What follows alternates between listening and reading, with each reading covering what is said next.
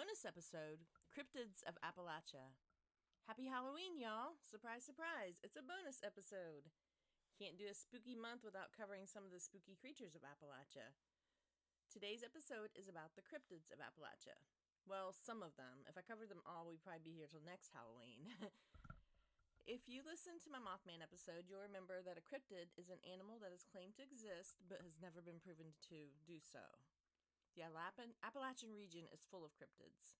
I'm going to try to cover some of them today and the rest in a future episode or two. There are a bunch. Appalachia is known for cryptids due to its combination of factors including its rich folklore traditions, dense forests, rugged terrain, and isolated communities. There are a lot of caves and forests to hide unknown creatures. As I mentioned before, the Appalachian Mountains are very old, so I guess if an unknown creature were to exist, this would be the perfect place to hide. We'll start with the two I've already covered, the Flatwoods Monster and Mothman. The Flatwoods Monster is more of maybe an alien and not a cryptid, if anything, but who knows. On September 12th in 1952, a family in Flatwoods, West Virginia, in Braxton County, said they were visited by an alien spacecraft. On that night, several boys in Flatwoods spotted a strange object streak through the sky. It appeared to land in a nearby field, so they headed over to investigate and reportedly came across a 10-foot-tall creature that's since become known as the Flatwoods Monster. The mother of the two boys, Kathleen May, and a teenage National Guardsman, Gene Lemon, were two members of the group who claimed to have seen the monster. They went on to give interviews to reporters and even shared their encounter on national television, spreading the story of the Flatwoods Monster across the country. Local police found no evidence to back up their claims, and subsequent investigations by the U.S. Air Force concluded that there was nothing paranormal about what had been seen. But the 7 witnesses remained adamant that whatever had happened that September night was anything but ordinary. And a couple other people reported seeing it too, but those were the main accounts there. You could, listen to my episode and learn a little bit more about it, but many people think that it could have been a meteor that was spotted in the area. Other people think that it could have been an owl. Did they actually see anything? Or was it an owl or a meteor? Who knows? Next is a Mothman. 2 young couples out riding at night claim they saw the monster. Articles in the newspapers at the time reporting that the monster was also commonly seen in the TNT area near town of Point Pleasant, West Virginia. Some locals speculated that perhaps they were seeing cranes or owls or other creatures, and they wondered if it was a creature, was it mutated, involving the chemicals associated with storing TNT in that area. Regardless, legend has it that the mysterious men in black suits began visiting the town shortly after the sighting reports, sorry. There were other reports of sightings over the next year. The most infamous sighting of the Mothman was on December 15th, 1967. Locals said they saw the Mothman on top or flying over the Silver Bridge, which was a suspension bridge over the Ohio River that connected Point Pleasant, West Virginia to Gallipolis, Ohio. According to Mothman lore, shortly after the creature was spotted on the bridge collapsed, resulting in the death of 46 people. Was the Mothman real? Did it cause the Silver Bridge to collapse? Probably not. But you never really know, I guess. If you haven't listened to those 2 episodes, definitely check them out. I go way more into detail of the stories. If you're interested, obviously. You don't have to. So let's cover some of the other cryptids I haven't mentioned before. Some I can find a lot of info on, some not so much, but we'll do the best I can to try to explain these cryptids. Let's start with the wood booger. The wood booger is a Bigfoot-like creature said to roam the forests of southwestern Virginia. The name wood booger was given to the creature because it was often rumored to carry off young children like the boogeyman. It's a chimpanzee boogeyman type beast. Wood boogers are believed to live in mixed forests and kidnap children under the age of 13. I guess if you're over 13, you're good. They're willing to knock out people that get in the way of their schemes. Wood boogers are believed to be a species of devil monkey. There isn't a whole lot I could find because the internet keeps leading me to bugs that eat trees that are also called wood boogers and not the cryptid. So I guess that's about that on that. If you know anything else, let me know. There are a lot of Bigfoot-like creatures I'll be covering here. The wood booger is just one of them. Next is the Wampus Cat. The Wampus Cat is described as a creature heard whining about camps at night, a spiritual green-eyed cat having occult powers, or an undefined imaginary animal. It's kind of like I can't say this word, amphibious panther, which leaps into the water and swims like a colossal mink.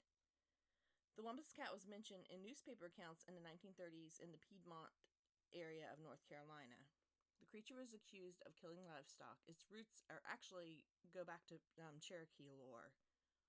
One legend tells of Running Deer, a Cherokee woman who wanted to take down the evil spirit Awa, known as the Spirit of Madness. Running Deer wanted revenge, for she believed the spirit was responsible for driving her husband Standing Bear to madness. Equipped with a booger mask. I don't know why everybody calls everything boogers in the mountains, but I guess that's just a Appalachian thing. But equipped with a booger mask and the spirit of a mountain cat, she surprised and defeated the spirit, becoming the tribe's spirit talker and home protector. Some believe that Running Deer's spirit resides within the Wampus Cat, guarding the Cherokee lands against dark forces hidden in the depths of Tanasi. According to another legend, the creature was once a woman who spied on a sacred ceremony by hiding beneath the pelt of a mountain lion. A medicine man punished the woman by transforming her into a fearsome feline entity, the Wampus Cat. The Wampus Cat allegedly has several supernatural abilities, one of the most notable being its ability to emit spine-chilling screams. These vocalizations are believed to be a method of attracting prey or warding off potential threats. The half-cat creature is also thought to possess exceptional speed, agility, and stealth, allowing it to navigate the densest of forests and remain undetected. Legends suggest that it can shapeshift or become invisible, making it even more challenging to track or capture. These extraordinary abilities have both fascinated and frightened those who have delved into the beast's mythology. And if you've ever heard a bobcat at night or some sort of wildcat, I can totally see where this legend could form. They definitely sound like a woman screaming. They're super creepy, I think. Next is Apple Devil. Apple devils are small, quiet species of Bigfoot. They wander near human residences more often than others of their kind. Strangely, for a humanoid of such size, the beast can run incredibly fast on bipedal legs and disappear without a trace. Like I said, they're a Bigfoot-type creature in our mythology.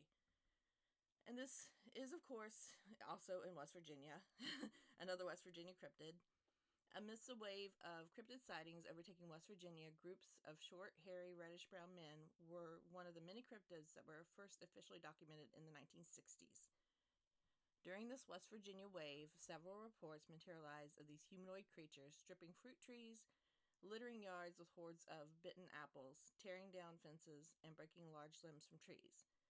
Having been attracted by easily obtainable produce from the creatures would feast until detected, quickly fleeing and shrilly yelping before disappearing into thin air. Most of the early sightings were reported by farmers and residents with fruit trees in their yard in Marlinton, West Virginia. It's a rural town with less than 2,000 residents. And it's Marlinton, not Marlington. I think I said Marlington, but it's Marlinton, if that matters. I'm sure it matters to the people that live in Marlinton. Next is a Tennessee Wildman. When I first looked this one up, I thought it said Tennessee Williams, and I was like, he's not a cryptid, he's real. But no, it's not Tennessee Williams. It is the Tennessee Wildman. The origins of the Tennessee Wildman go way back to the 1800s in McNairy County, Tennessee.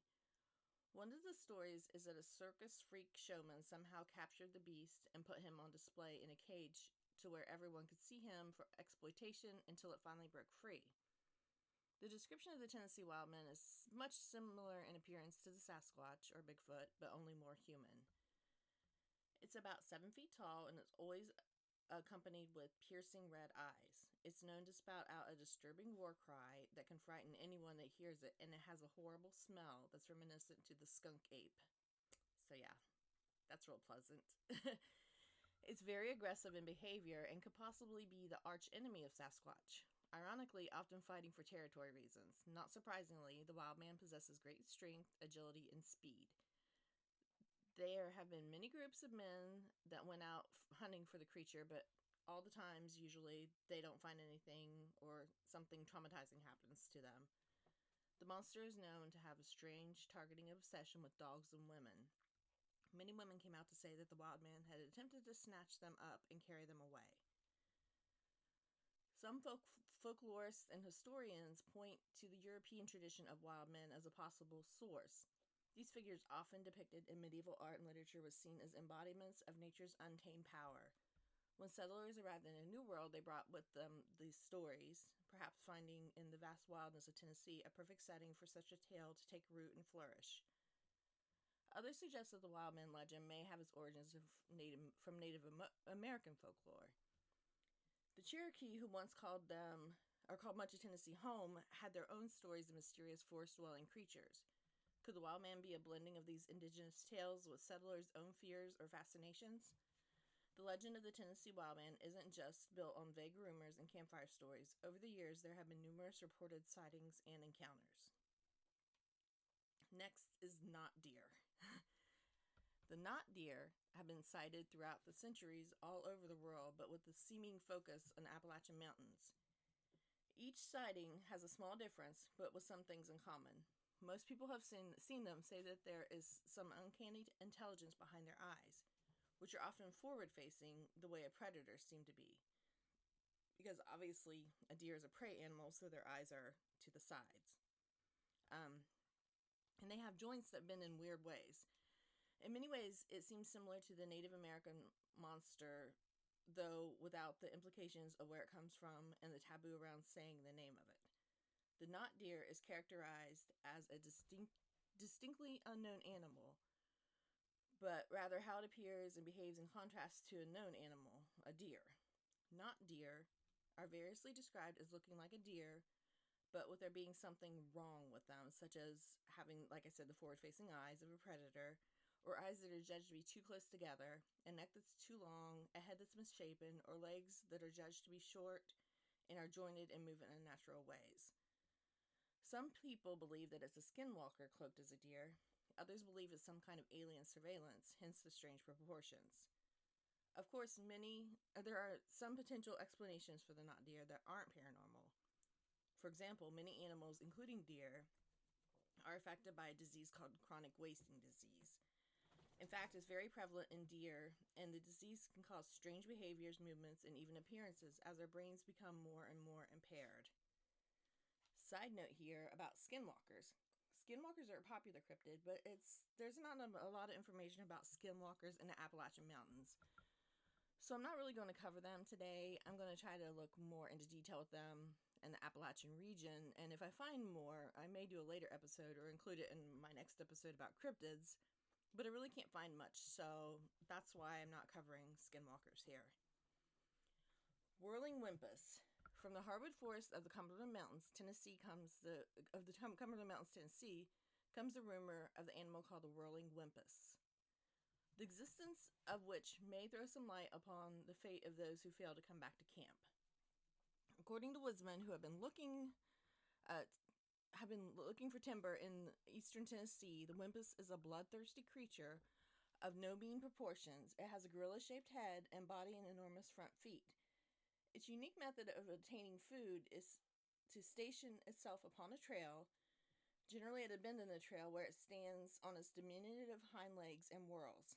The speed is increased until the animal is invisible, and the motion produces a strange droning sound, seeming to come from the trees overhead. Any creature coming along the trail and not recognizing the sound is almost certain to walk in a danger zone and become instantly deposited in the form of syrup or varnish upon the paws of the whirling whimpus. It lives along the hardwood ridges of the southern Appalachians and is doubtless responsible for the occasional complete disappearance of hikers in the area. A chunky beast, some 7 feet tall, with a body about the size of a coal oil drum and roughly furred.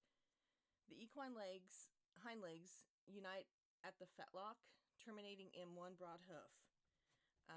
So I'm not really sure what that means. The front legs, disproportionately long, sinewy, and powerful, end in broad paddles when standing at ease. The whimpus usually rests these on the ground. It hides behind the bend of hiking trails and waits for its prey. When it hears something coming, it begins to whirl at ridiculous speeds, pirouetting with its massive arms outstretched. When it reaches 2,150 revolutions per minute. Like, I don't know how they figured this out, but anyways, when it reaches that, it becomes invisible, like a whirlwind. It lets off an awful droning sound, which seems to come from the trees overhead, distracting the prey. The air begins to churn, but by the time you look to see, it's already too late. The creature pulverizes its target into a fine syrup, which then it licks off its massive bony knuckles. Its prey typically includes lone hikers, turkeys, and even bears, and it's known to steal gin for flavoring, I guess, for the for what it catches. The northern spoonbill, sorry. I'm including this one because it's actually confirmed, but it's not exactly a cryptid. Still, I thought it was neat to see how things might exist that we don't know about. The northern spoonbill is found in northern states of the United States, including New York, Minnesota, Pennsylvania, Michigan, and recently New Jersey. Reported sightings have occurred through the 2010s, which is when it was declared a cryptid. However, these claims were proven correct, as a photo was taken confirming the spoonbill's existence. It is uncertain how spoonbills came here to be in the northern United States, as nobody has seen them fly into the state, nor has anyone seen them leave, as they are usually found in warm southern coastal states. Very different environment to Michigan, Minnesota, upstate New York, and central Pennsylvania. In the most recent confirmed sighting in New York, a mating pair of spoonbills were spotted at Montezuma National Park, upstate New York, in 2021. This is the only confirmed pair to have been brought up by a hurricane. It is unknown what happened to the pair. It's speculated that they have died. However, no remains have been found of either of them. It's unlikely that the spoonbills could have... I keep saying spoonbills could have flown back south, meaning they seemingly vanished from the area. Attempts were made to rescue the spoonbills that were found. However, nobody could get close to these timid birds. There have been no confirmed sightings since. However, there have been multiple unconfirmed sightings of pink birds found in northern marshes. Sorry, I lost my place here. In northern marshes. In the summer of 2023, the most recent confirmed sighting was in Michigan. A large pink wading bird was seen standing on a long reddish lake. So there you go. A cryptid that's not really a cryptid, but was confirmed as actually existing. So, like I said, you never know. You never know what's out there. Next is a snallygaster.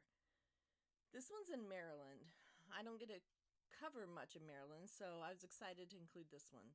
The earliest incarnations of the creature mixed the half-bird features of a siren with the nightmarish features of demons and ghouls.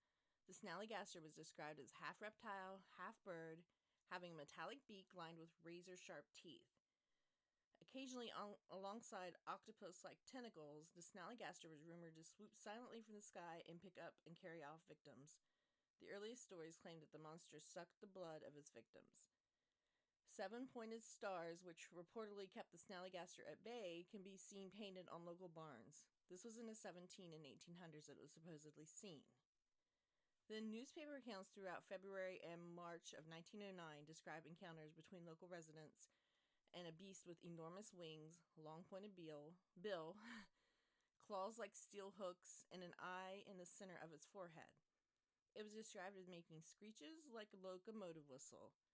A great deal of publicity surrounded the string of appearances, with the Smithsonian Institution offering a reward for the hide, and even U.S.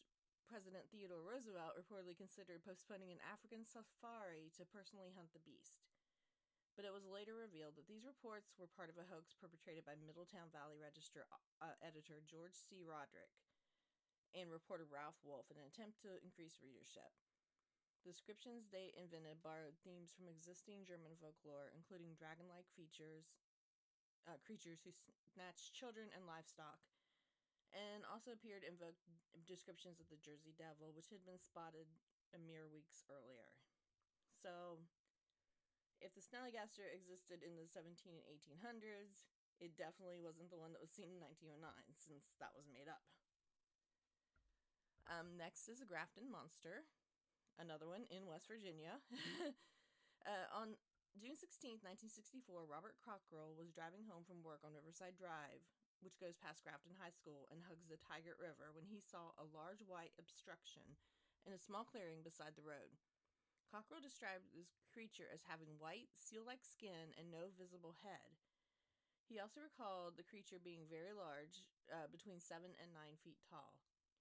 The grafted monster is described as being 7 to 9 feet tall, 4 feet wide, and having a white seal-like skin. The monster also possesses no discernible head, which is what I just said, I guess. I'm sorry if I repeated that. The grafted monster's head was rested in the middle of its chest. The grafted monster has a very deep bellowing being heard for miles. Groups of teenagers went in search of the grafted monster, doubling it monster hunting. Several of them even reported sighting the bird, or the monster. More sightings followed, but no physical evidence was ever found. So there's not a lot of evidence for this one, just one guy and some teenagers that saw it, but the legend still remains in the area, so definitely want to include it. Next is the Pennsylvanian White Bigfoot. The Pennsylvanian White Bigfoot was first sighted in Blakesley, Pennsylvania in 1970. According to eyewitness Annette B., the creature she saw in 1970, which stood between 6 to 7 foot tall, with a broad chest, a long neck, and a coat of dirtied white fur. Annette went on to describe its face. Its eyes were dark and spaced far apart. Its white hair covered the lower half of its face.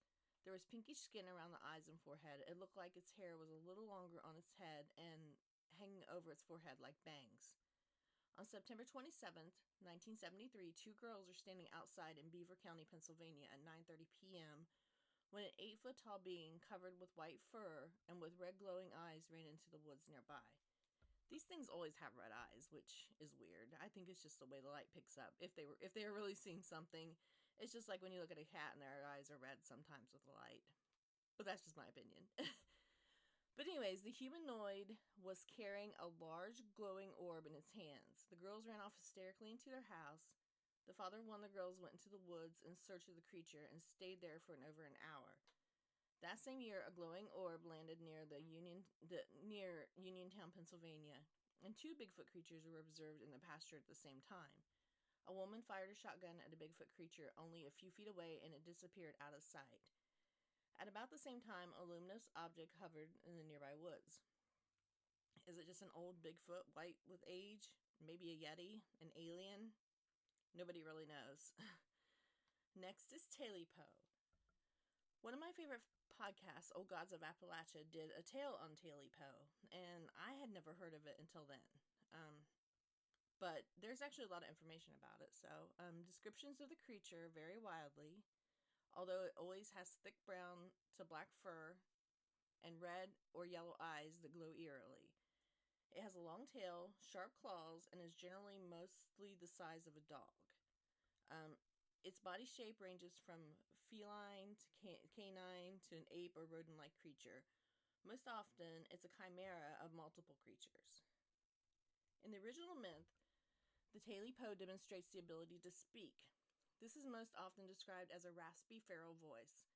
It is likely carnivorous, as in most versions of the story, it devours or is implied to devour humans and dogs. They are persistent creatures who treasure their prized tails and will stop at nothing to get them back.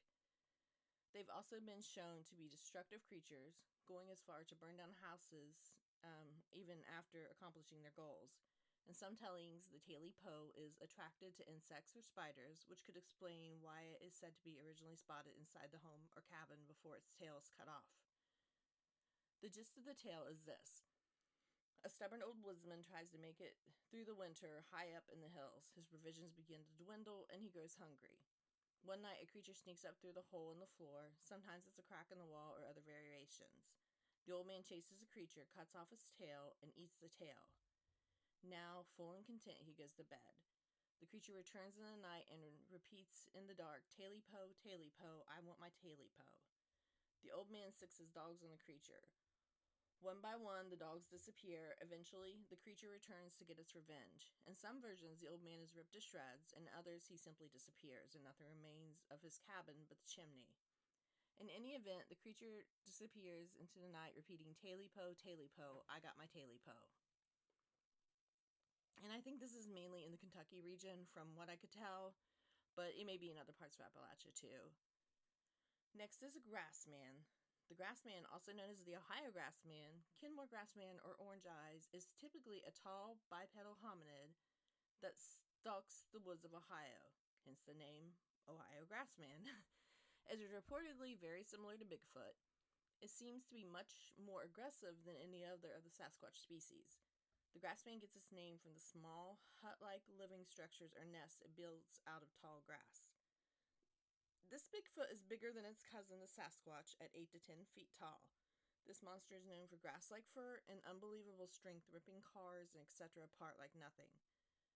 This Bigfoot is known to run in a pack with one alpha male. These Bigfoots have been spotted in West Virginia, but their home is in Perry County, Ohio. Due to its sheer size and power, it's dubbed King of the Bigfoot. If you try to hunt this creature, be prepared, because this creature is known for its aggressive behavior in killing dogs, cats, and sometimes humans. The last size update for the grassman was putting him at 10 foot tall in height and was said to be the alpha male of the species. Now, I don't know how they know this is the alpha male, since they've never actually have any evidence of seeing it, but I guess that must just be a theory. Next is the Cumberland dragon. This one was only seen once, but how often do you get to talk about dragons in America, so I wanted to include it. This was posted in the Caledonian Mercury on December 4th, 1794. In February last, a detachment of mounted infantry, commanded by Captain John Beard, penetrated 15 miles into the Cumberland Mountain. On Cover Creek, Ensign McDonald and another man in advance of the party as species discovered a creature about 3 steps from them. It only had 2 legs and stood almost upright, covered with scales of black, brown, and a light yellow color, in spots like rings, a white tuft of crown on the top of his head, about 4 foot high, as big as a head as big as a 2-pound stone, and large eyes of fiery red. It stood about 3 minutes in a daring posture, orders being given not to fire the gun except at the Indians, and that's the language from the time. I'm not saying Indians. Mr. McDonald advanced and struck it with a sword, when it jumped at least 8 foot high and lit the same spot of ground, sending forth a kind of red matter out of its mouth, resembling blood, and then retreated to a laurel thicket, turning around often as if it intended to fight. The tracks of it resembled that of a goose, but larger. The Indians reported that a creature inhabits this part of the mountain of the above description, which by its breath will kill a man, and if he does not instantly immerse himself in water. So that's the Cumberland dragon. Like I said, that was the only sighting of it, but just thought it was kind of a neat little story. Next is sheep squatch, which is another West Virginia cryptid. Of course, there are a lot of them. West Virginia is a hotbed for supernatural stuff, so the physical appearance of the sheep squatch, I cannot say that word, sheep squatch, varies between accounts, and is described as either a large creature that walks on 2 legs, similar to Bigfoot or Sasquatch, or a 4-legged creature, larger than a dog but smaller than a horse with sharp teeth. However, the sheep squatch is almost always described as having white fur and horns, and stories usually describe the creature as aggressive, with some accounts detailing how the sheep squatch would eat horses and other farm animals. Sightings of it are far-reaching. The West Virginia tourism website says sightings of the creature have been reported in the Point Pleasant TNT area, which of course is where the Mothman was, and it was also spotted in Marion County. Marion County tourism reports sightings of sheep squatch as far north as Rivesville, which I'm not sure where that is. I don't know where Marion County is in West Virginia, but I probably should have looked it up. But I do know where Point Pleasant is. There are a ton more of cryptids in Appalachia, but I thought I might save the rest of them, like I said, for another episode, since we're getting a little long in this one. But I thought maybe I would finish with the Big Papa, Bigfoot, or Sasquatch, whatever you want to call it. It's the same. They have the same name. Both of these things are the same. Sightings of the large hairy humanoid have been reported in Tennessee, Kentucky, Virginia, and West Virginia. Also, I've heard in Ohio, but you know how that is. We've all heard of Bigfoot, but if it exists, what could it be? Bigfoot could be Gigantopithecus, a genus of ape, or Paranthropus, a genus of a hominin. It's believed to be the Gigantopithecus theory makes more sense due to the evidence of their travel patterns and concentration of sightings in the Pacific Northwest, which is where they started. 10,000 to 20,000 years ago, Gigantopithecus would have come across the Bering Land Bridge through Beringia and then come down through the Pacific Northwest. Makes a lot of sense because this was at the right time and it was the right size. That's the place where most of the sightings are, is the Pacific Northwest, but now they've made their way into the eastern seaboard, and the Appalachian region is a perfect place for them to hide out. Both the Gigantopithecus and Paranthropus, these are hard words to say, both of them are thought to be extinct by scientists, so if big giant ape hominins are living in the Appalachian region, why isn't their presence widely known?